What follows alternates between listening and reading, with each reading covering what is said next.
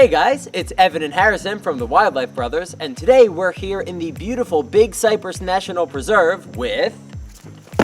Emilio Pazmiño from Animal Encounters. Alright, so Emilio, you want to tell them what we're out here doing today? Yeah, we're road cruising basically. We're gonna see what we can find. Any reptiles, alligators, snakes, turtles, maybe even birds. Awesome. Alright, let's get after it.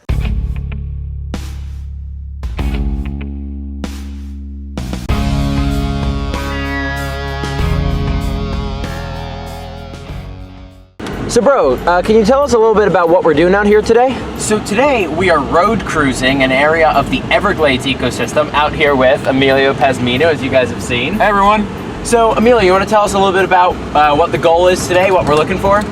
Yeah, basically we're gonna cruise around Loop Road, which is an area of Big Cypress that's very famous because, well, today we haven't seen anything so far, but we might get some herps on the side of the road because we have water on either side, and they're gonna use here to cross.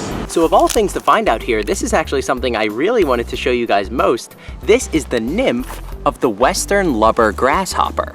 Now this species is endemic to the Everglades ecosystem, and it's one of the prettier and larger species of grasshoppers that we get here in North America. And the way we actually came across this guy was it landed on Emilio. So yeah, but they're actually all over the place. Like here you see another one and another one. So awesome. There you go.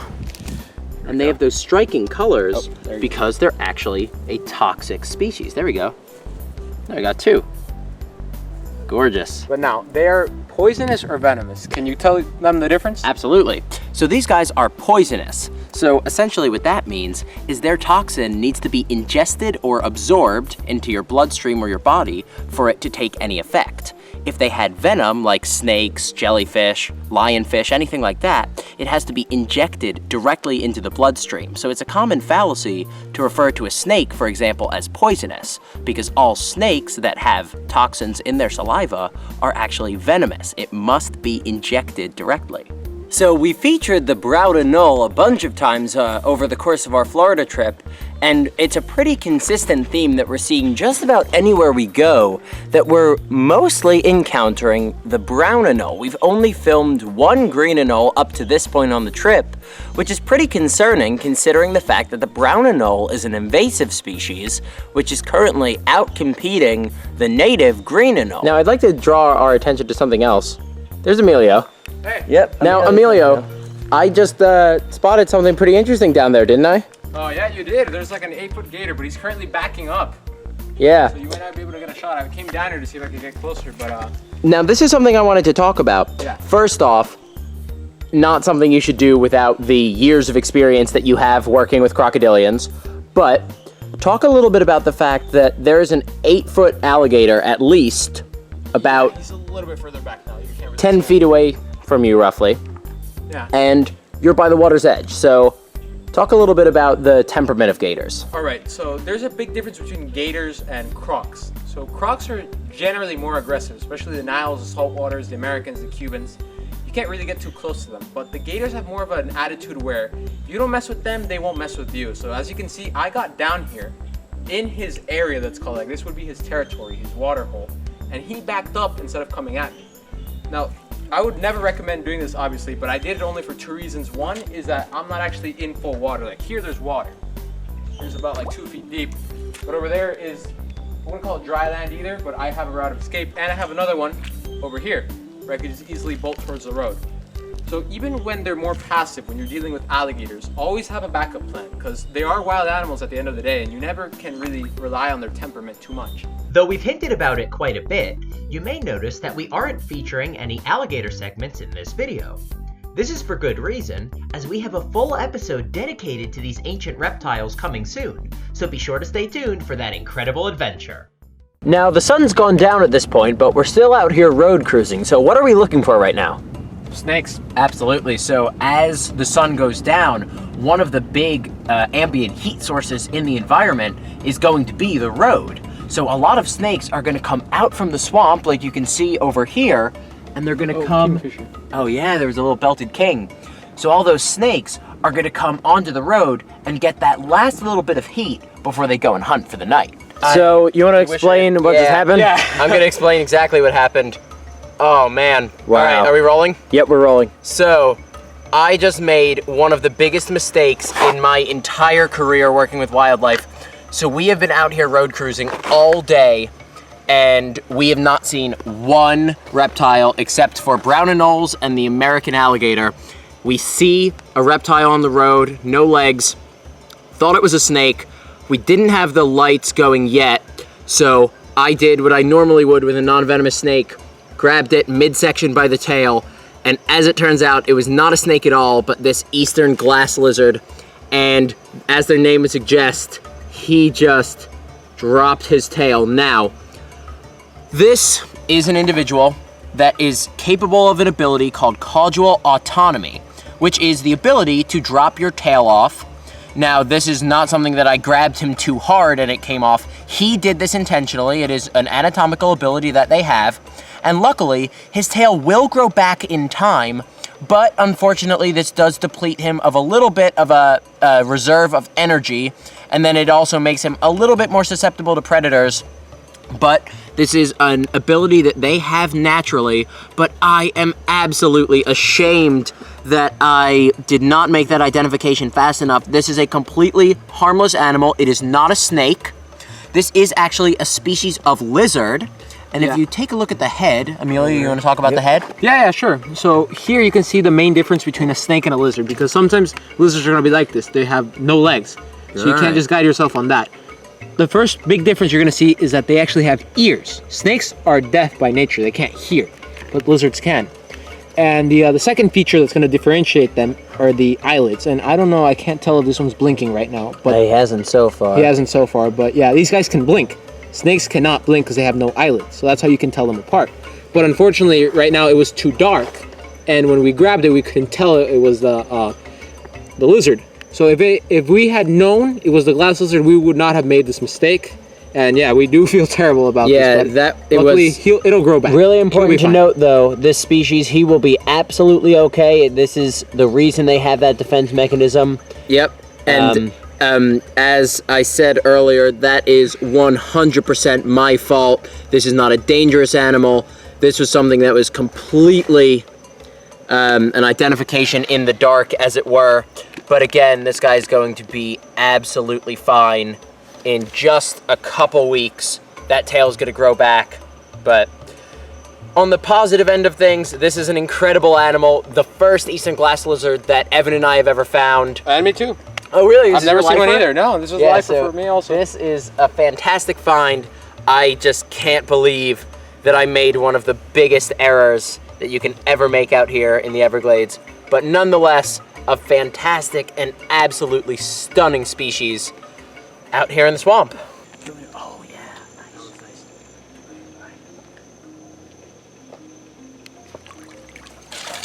yeah, nice. Hey! Good shot. Beautiful. Alrighty. Beautiful capture. All right. To take the light. So this guy here is the Florida gar. Now this is the very first gar I have ever held. And I don't know if we got the shot, but Emilio just scooped this guy out of the water. I got it. Excellent. Nice. This guy is incredible. One of the nice things about them is they... that's what I wanted to get. They're the teeth. The teeth. The Florida gar has incredibly tough scales. These guys have bone underneath each and every one of their scales on the top. Those bones are called osteoderms. And those scales make the body incredibly tough. He literally feels like a piece of stone. And now zoom in on the mouth there. The Florida gar is an expert predator. So he has all those needle-like teeth in there that he will use to take down smaller fish. The gar is one of the most perfectly adapted predators here in the Everglades ecosystem, and those teeth prove exactly why. Gar are one of the most primitive, and strong species of fish here in Florida, and there have been gar that have looked virtually unchanged from this individual for hundreds of millions of years. He's really feisty. He's trying to get me there. Oh yeah.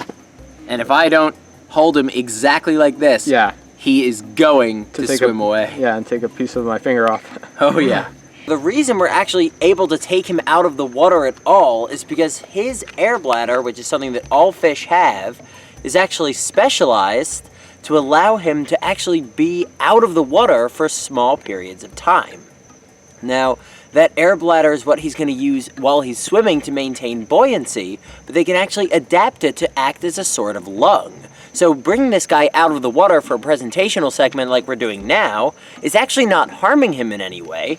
He doesn't really mind either way. He's just a bit confused. Why am I out of the water and why are all these people taking video of me? And actually, one of the interesting things about Gar is sometimes in low oxygen environments, they will actually come to the surface and gulp air. Exactly right. So if there's not enough circulation in the water, these guys will actually, as Harrison mentioned, come to the surface, and that will be their supply of oxygen, which is not something that most fish species can do, but it's one of the things that make these guys so adaptable here in the Everglades. Yeah, this is very similar to some other species we have in South America, such as the wolffish or the arapaima, because the water levels change drastically with the seasons. And it's nice to see that animals in different parts of the world adapt in the same ways for the same conditions. Exactly. We should link, you have a video on the wolffish, right? I do, actually. So we will definitely link that in the description below. Absolutely. And yet another thing that makes this such an adaptable predator is you can see, A, how strong he is, and B, how streamlined their body is. They're basically like a bullet. They can move so quickly through the water because of how, I don't know if the term is aerodynamic or aquadynamic, you could say for this guy. One of the things that makes these guys such adaptable predators is how streamlined their body is. Now take a look at that tail, and they're just so thin and torpedo-like all the way down their body, including the tip of their snout there. These guys can move so quickly through the water, one spook, and they will be gone in seconds. So it's really lucky that Emilio had that net. We were able to scoop this guy up right by the bridge. And this is a nocturnal species, so they're going to be out hunting at this time of day, which is where we were able to catch this guy. He really wants to go back. I just now. heard that We saw fish a lot of them slap. back there. There's like 30, but let's go ahead and release them. We're going to let this guy go now, back into the water, and he can keep hunting. There you go. What an incredible species. This guy is a little banded water snake. He wants me to think that he's a cottonmouth, but in reality, this is a completely non-venomous species of snake. And as I handle him gently like that, he should calm down. Yeah. Also, please note that he's grabbing it by the tail right now, but it's not gonna happen like the other glass lizard. It's not gonna pop off. Snakes cannot do that, so it's okay to grab him by the tail. Ooh. Yep. Now, you notice that he's kind of writhing around a little bit, but he's actually not striking at me yet. And I say yet because sometimes water snakes can be a little bit grabby, but this guy's actually being a real sweetheart, as banded water snakes often are. Yeah, I found that around here, the other water snakes we have, like the brown and the green, they tend to be more snappy, but the banded is usually quite calm.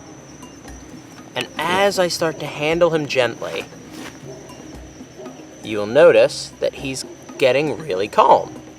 His head is starting to flare out less. He's just moving through my hands.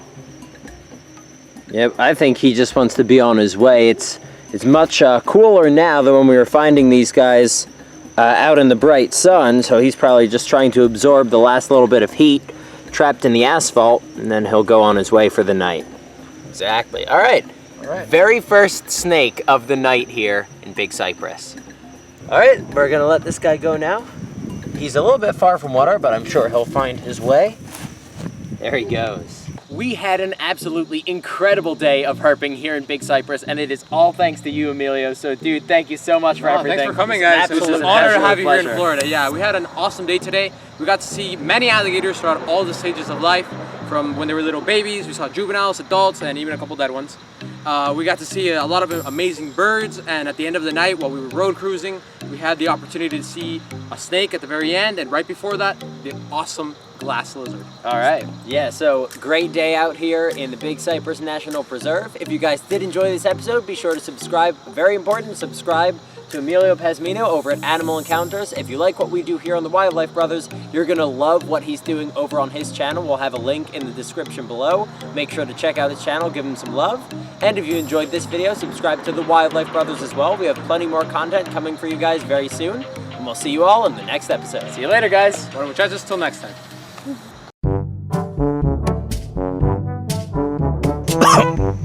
I just swallowed a bug.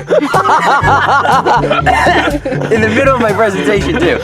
Anyway.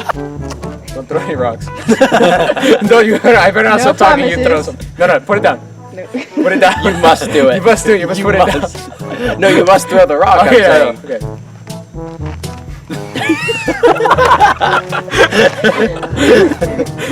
No. Hands behind your back. There you go. You're right. Perfect.